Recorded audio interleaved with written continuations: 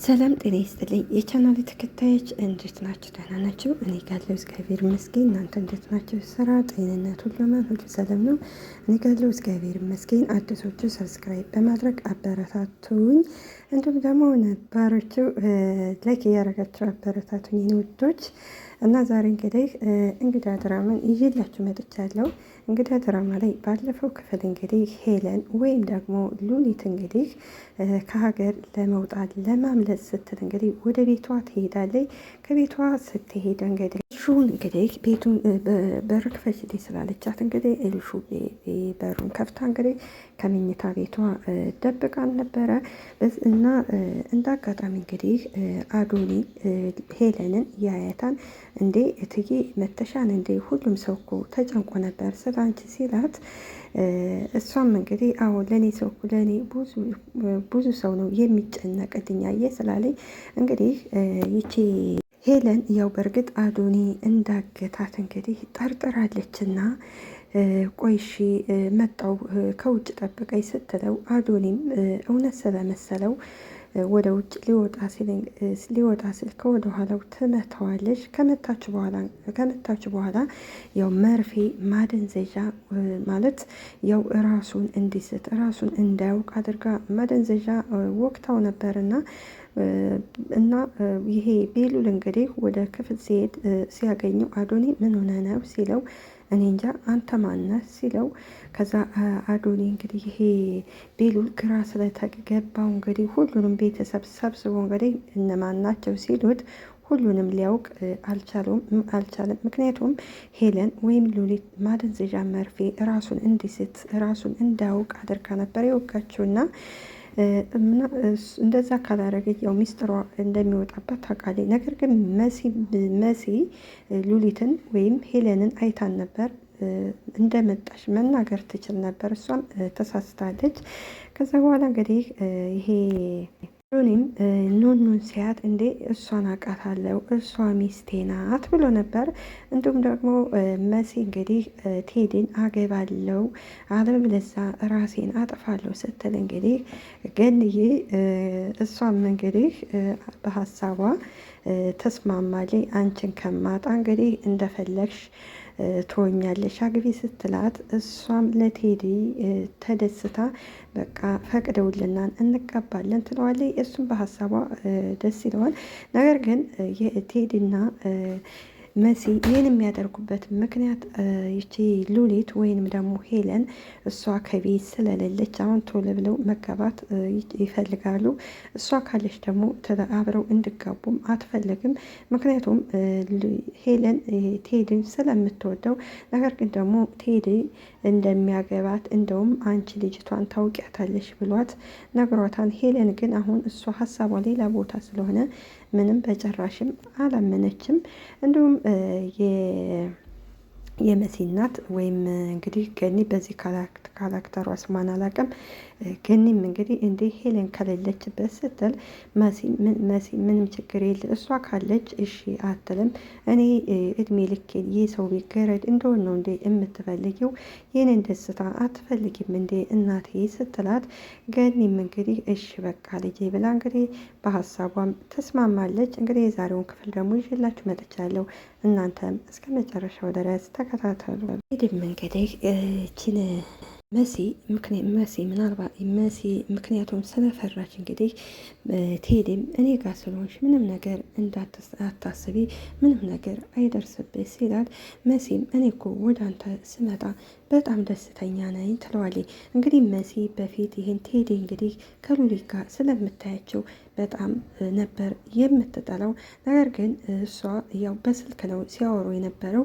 በስልክ ሲያወሩ እንግዲህ በጣም ወደደችው፣ አፈቀረችው። ነገር ግን ማንነቱን አላወቀችም ነበር እና ከዛ ፎቶ ሲልክላት እንግዲህ መሲም ደንግጣ ነበር። ያው አንዳንድ ጊዜ ፍቅር ከባድ ነው እና እንግዲህ እሱ ከልቡ ያፈቅራታል። እሷን በመጨረሻ እንግዲህ ያው አፈቀረችው። ነገር ግን ቴዲ ሉሊትን ለመበቀል ነው ወይም ሄለንን ለመበቀል ነው እንደዚህ የሚያደርገው። ስደርስ በጣም ጠንካራ ነኝ፣ አልፈራም። ነገር ግን ቤት ስደርስ ነው የምፈራው ስትለው ቴዲም ምንም ነገር እንዳትፈሪ መጠንከር ነው ያለብሽ። እንግዲህ ቤሉልና ኑኑ ቁጭ ብለዋል። ቤሉል ኑኑን በጣም ይወዳታን ያፈቅራታን። ነገር ግን እሷ አንዳንድ ነገር በዛ ጆ ጋር ሲያያት እንግዲህ ጆን የምትወደው የምታፈቅረው መስሎን ነበር። እንደዛ የምታደርገው እንግዲህ ለኤልሹ ስትል ነው። ኤልሹ ናት የምትልካት።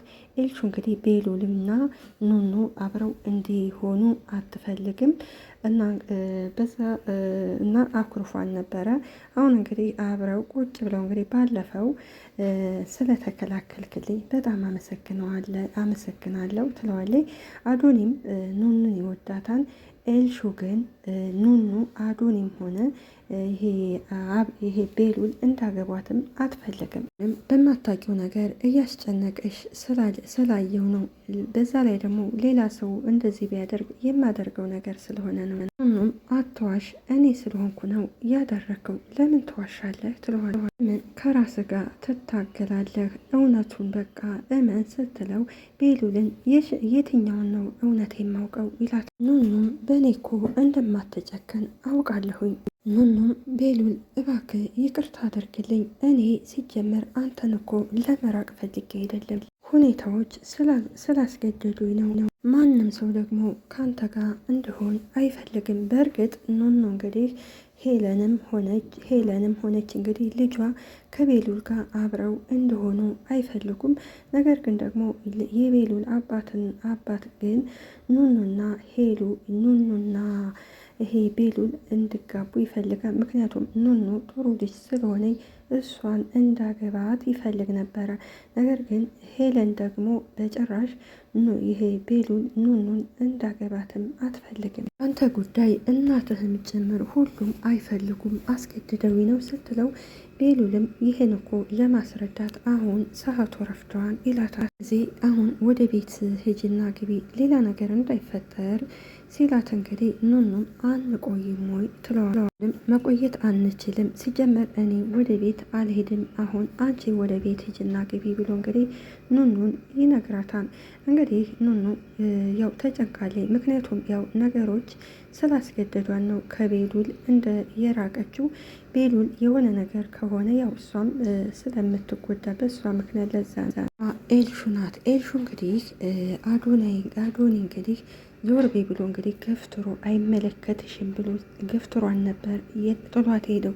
ምክንያቱም አሁን አዶናይ እንግዲህ የበፊቱን ማስታወስ ስለማይችል እንግዲህ ኤልሹን ማን እንደሆነችም አያውቃትም እና በዛ ተከፍታ ቁጭ ብላ እንግዲህ እያለቀሰይ ጆን ይመጣና ምን ሆነሽ ነው? እያለቀሽ እኮ ነው ይላል። ምንድን ነው የሆንሽው ነገር አለ ወይ ብሎ ይጠይቃታል። ሹም እንዴት ትናንትና በመጣች እኔን ይቀይረኛል፣ እንዴት እኔን ይረሳኛል ብላ እንግዲህ ለጆ ተነግረዋለች። ምንድን ነው የምትቀባጠሪው ስላት እንግዲህ ኤልሹም አዶኔ ማስታወስ አይችልም ትለዋለች። ምን ሆኖ ነው ሲላት ኤልሹም እኔ እንጃ ምን እንደሆነ ሁላችንም አናውቅም ትለዋለች። ጆም እና ታዲያ የእሱ መርሳት ከአንቺ ጋር ምን አገናኘው ብሎ ይጠይቃታል። ነገርኩ እኮ ትናንት የመጣች ልጅ አስታውሶ ግን ነገር ግን እኔን ረስቶኛል፣ ጭራሽ እኮ ሚስቴ ናት እያለ ነው ትላለች። እንግዲህ አዶኔ ምክንያቱም እንግዲህ ይቺ ሉሊት ወይም ደግሞ ሄለን የወጋችው ማደንዘዣ እንግዲህ ራሱን እንዲረሳ አድርገዋለን። ጆም ከሳቀ በኋላ እስኪ እውነቱን ንገሪኝ ትወጂዋለሽ እንደ ብሎ ይጠይቃታል። አንገቷን ደፍታ ዝም ስትል ጆም በጩኸት ትወጂዋለሽ ወይ መልሽልኝ ሲላት ኤልሹም ለምን ጠየከኝ ትሏለች። በእርግጥ ኤልሹ አዶኔን ትወደዋለች። እሱ ደግሞ የሚያፈቅረውና የሚወደው ኑኑን ነው። እሱ ማን ስለሆነ ነው የምታለቅሽለት ሲላት ኤልሹም እንግዲህ አዎ እወደዋለሁ ብላ እንግዲህ እውነቱን ተናግረዋለች። ይደነግጥና ምን ይላታል እንግዲህ ሄጆ ይችን ይወዳታል። ነገር ግን እሷ መጠቀሚያ እያደረገችበት ነው። ከዛ ምን አለ ብሎ እንግዲህ ደንግጦ ዝም ሲል ምን ነው ዝም አልክ ብላ ተጠይቀዋለች። አውራኝም እንዴ ስትለው ጆም ምን ላውራሽ? ምንድን ነው የማወራሽው? ዳን እንዴ ስትለው ጆም አልተናደርኩም ብልሽ ደስ ላይ ነበረ። ጆም ኤልሹ እንዴት ነው እሱን ልትወጂው የቻልሽው? ሁሌም እንደምታደርገው እየቀለድሽ ነው አይደል? እየቀለድኩ ነው በይ ንገሬን ሲላት ኤልሹም ይኸውልሽ እኔ እየቀለድኩ አይደለም፣ ለምንድን ነው አንተ እንደዚህ የምትሆነው ብላ ተጠይቀዋለች። ለምን ይመስልሻል ሁሉ ጊዜ ከዙሪያሽ የምሆነው? ምን ይመስልሻል ዙሪያሽን የምጠብቅሽ? ለምን ይመስልሻል እያናደርሽኝም ከአንቺ ጎን የምቆመው ነው? ንገሪኝ ኤልሹ ሲላት እንግዲህ እሷም እኔ ምን አውቃለሁ ስትለው እሱ ጆም አይ ታውቂያለሽ እየዋሸሽ ነው። በዙሪያሽ የማንዣብበው እኮ ዝም ብዬ አይደለም ስለምወድሽ ነው ሲላት እንግዲህ ኤልሹም እንዴ ቆይ ኑኑን ነው የምወደው አላልከኝም እንዴ ትለዋለች። ጆም አይ መስሎ የነበረ ነገር ግን አይደለም፣ ለዚው ደስ ስላለኝና አንቺን ለማናደድ ስለፈለግኩ ነው እሷን እወዳታለሁ ያልኩት። ግን ምን አይነት ሰው ነሽ? ቆይ ምን ስንት ልብ ነው ያለሽው ብሎ እንግዲህ ይጠይቃታል። በእርግጥ ጆ እንግዲህ ከኤልሹ ጎን ነው ሁል ጊዜው። እንዲሁም እናቷ ታግታ ሳለ እንግዲህ ያመጣላት እሱ ነው። ያ ማለት እንግዲህ ኤልሹን ስለሚወዳት ስለሚያፈቅራት፣ እንዲሁም ደግሞ እንድትከፋና ስታለቅስ አዝና ማየት ስለማይፈልግ ነው። ነገር ግን ኤልሹ ይሄ ነገር አልገባትም።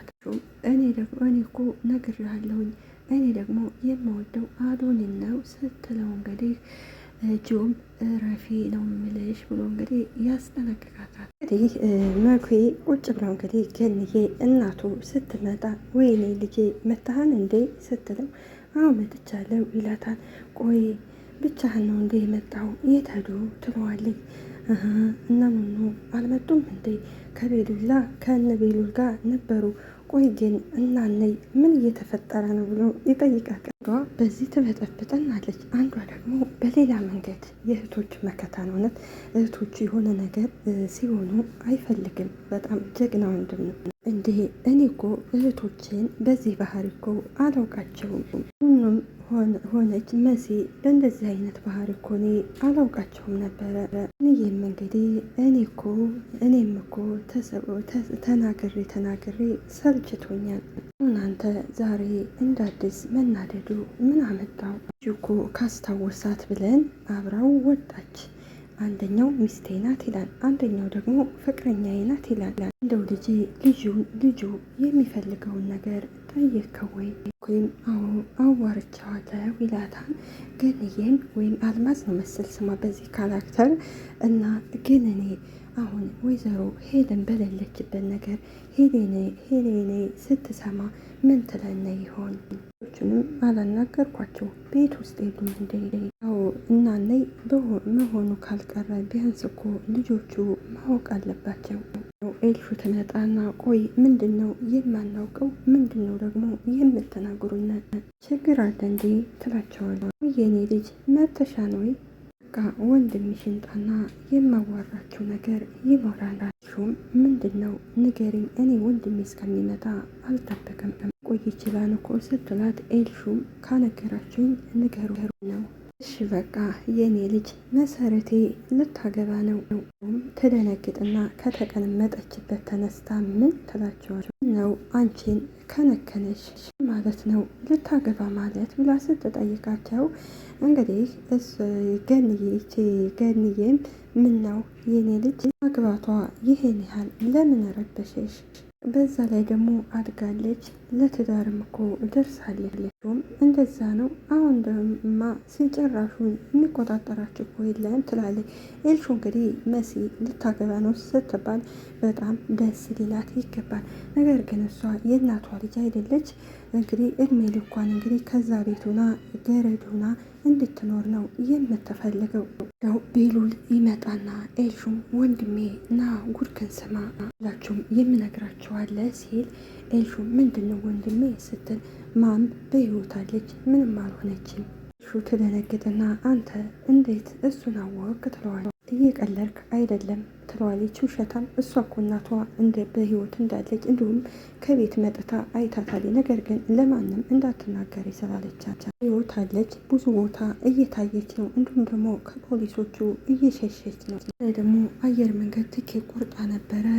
ከዛ ትኬቱን ደግሞ ሰርዘዋለች። ስለዚህ እናንተ መጠንቀቅ አለባችሁ ብሎ እንግዲህ ይነግራቸዋል።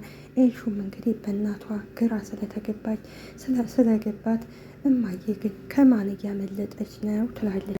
ይኸውልህ ልጇን እናቴ በሌለችበት ልጇን ልትድር ነው ስትል ቤሉ አንቺ ኤልሹ አንቺ ተረጋጊ፣ እኔ ራሴ አናግራቸዋለሁ ይላታል። እዛ ቤሉልም እምቢ ካለችን ምንም ማድረግ አይቻልም፣ ስለዚህ ታግባ ብሎ እንግዲህ ይነግራቸዋል። እነሱም ይደሰታሉ። ኤልሹም እንግዲህ ከምኝታ ክላሷ ተደብቃ ስልክ ትደውልለታለች።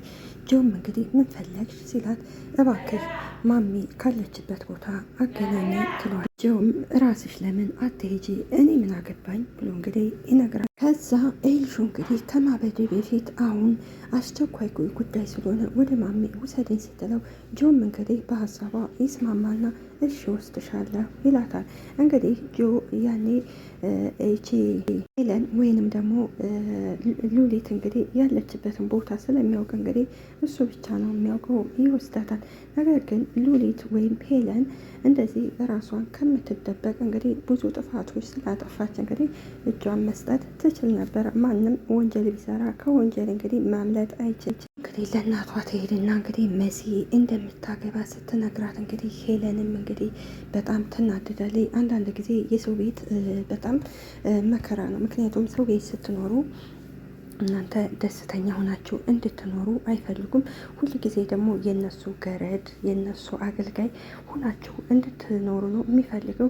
እና ሄለን እኔ የምወስደውን እርምጃ እወስዳለሁ፣ በፍጹም እሷ ማግባት የለባትም እኔ ከሌለሁበት ብላለች። እና በጣም የሰው ቤት እንዳልኳቸው በጣም አስቸጋሪ ነው። ልቦና ይስጣቸው። እንግዲህ ለአንዳንድ ሰዎች ስለነበረው ቆይታ እናመሰግናለን። ሀገራችንንም ኢትዮጵያ ሰላም ያደርግልን። እኛም ደግሞ ፈጣሪ አምላክ በያለንበት ይጠብቀን፣ ይጠብቃችሁ ባይ